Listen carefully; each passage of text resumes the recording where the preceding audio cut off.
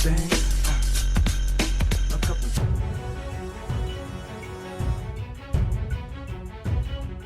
source close to the investigation says the abduction is likely a case of mistaken identity. Multiple agencies will now work to find those responsible, officials said.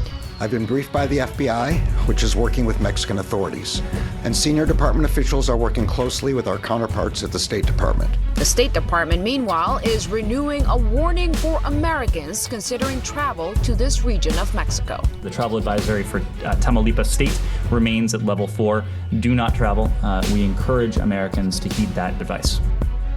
That breaking news. Mexico's president says 2 out of 4 Americans apparently kidnapped in Mexico have been found dead, but the other 2 have been found alive. Disturbing video appears to show the group being violently taken at gunpoint just across the Texas border. In Matamoros, Mexico, one person is led to the back of a pickup truck by heavily armed men in body armor. Another person is then pulled onto the truck bed. ABC News has not independently verified this video. Matt Rivers joins me live now from Mexico City with the very latest. Now, Matt, what do we know right now about these kidnapped Americans that were found?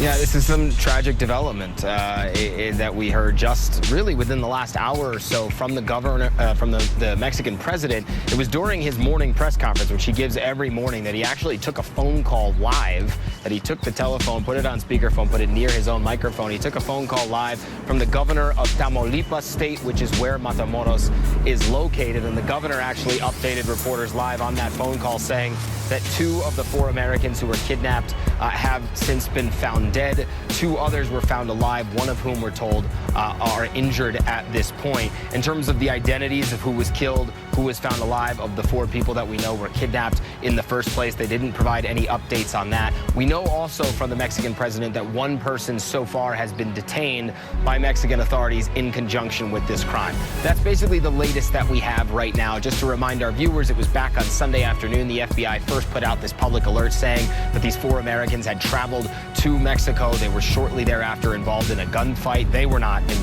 firing guns. They were fired upon and then ultimately kidnapped. And this is the latest information that we have, a tragic development here in Mexico.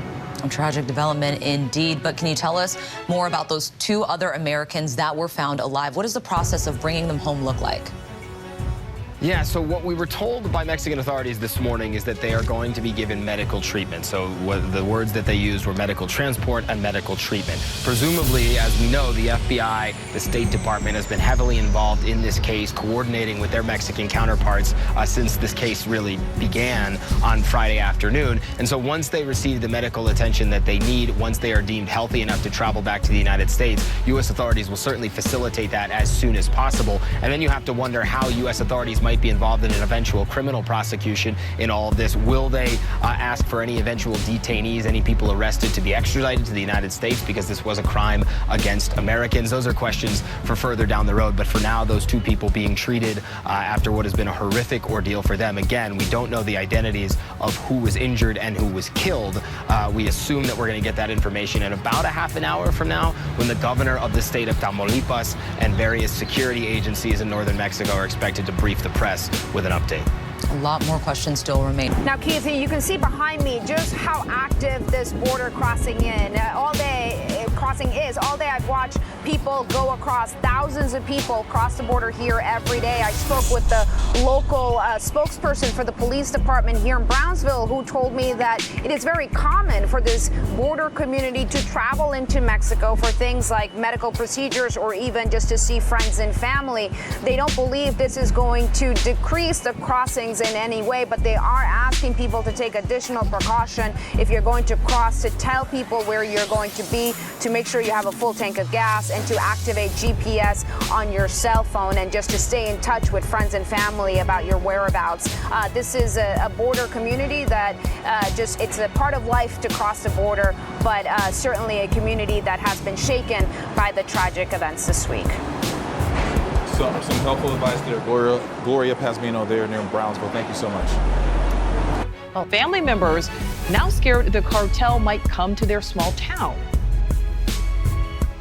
That's right, Nicole. Earlier, I spoke with Michelle Williams, the wife of Eric Williams, one of the 2 who were kidnapped and survived.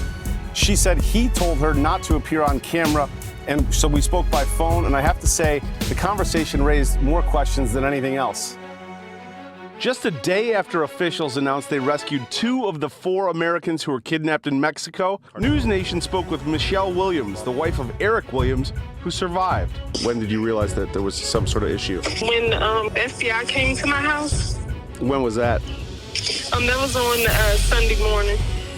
And what did they say? They wanted to confirm who he was, and that was he with them. And I did not know at the time that he was with them particular friends. I didn't even have any idea that they were even there. Williams again told us she didn't know her husband had gone to Mexico. Where did he say where he was going initially? He just said he was going with his friend and his cousin. Did he say he was going to Mexico?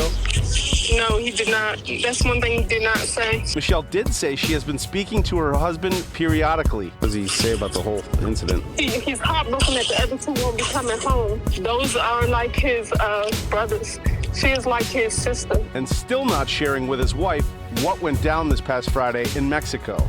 He didn't want to get into detail. They went there for her to have cosmetic surgery. And then all of a sudden they met, somehow got caught in the crossfire with these cartels? Correct. But despite having a successful surgery on both of his legs, he asked his wife not to appear on camera and not to come visit him at the hospital. Do you have any idea when you're going to see your husband next, when he's due back here? No, because he doesn't want us to come there. Why? For fear of something related to the cartels? Or something will happen to us here. So he's worried that something would stretch back here to the East Coast. Yeah, I don't know. I just know he doesn't want us there, and I do know he made it out of surgery and he's doing okay. Meantime, here in Lake City, a small-knit community remembers the victims. I knew the Williams guy. I coached him on football in Little League. Brown, I knew his family. They were good kids, and families were from Lake City, and they were pretty good kids in the community. It's just heartbreaking to know that kids from our community can't go somewhere and have a good time. Now I'm standing here in front of this church where in about an hour, members of the community will gather for a vigil and pray for the victims. I've spoken to some people here who already showed up. They said there's so much of this story that just doesn't add up. So many questions yet unanswered, Nicole. Yeah, a lot that still doesn't add up here. All right, Rich, thank you.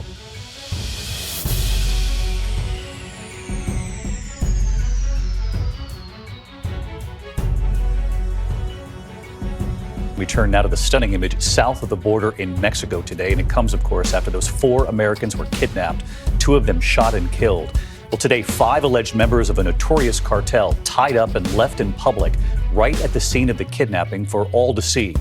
And authorities believe it was the cartel itself handing over those 5 suspects.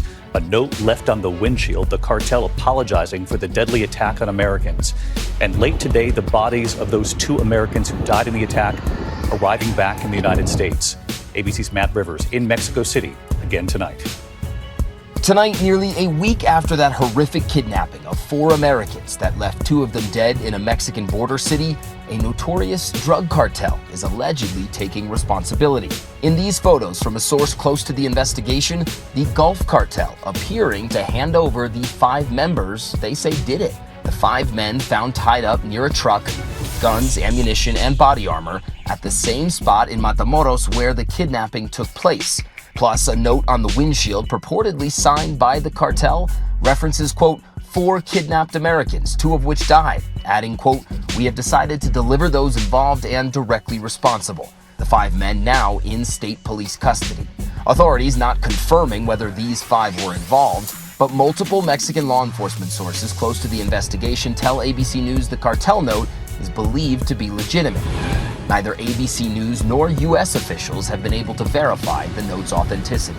I think they're doing it to take heat off of themselves. I do think this was their intent, was to sort of ease the pain as far as what pressure may be placed on the cartel as time goes on. That was really something to say, to witness that image today. Matt Rivers back with us tonight. And Matt, this notion that the cartel itself turning over these suspects, really a stark reminder of what we know from all of our reporting through the years of the power of these cartels.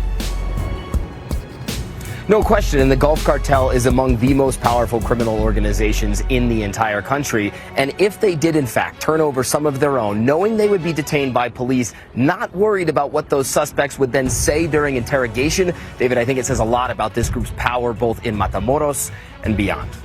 Well, you would know Matt Rivers, who has reported from Mexico for years. Matt, thank you.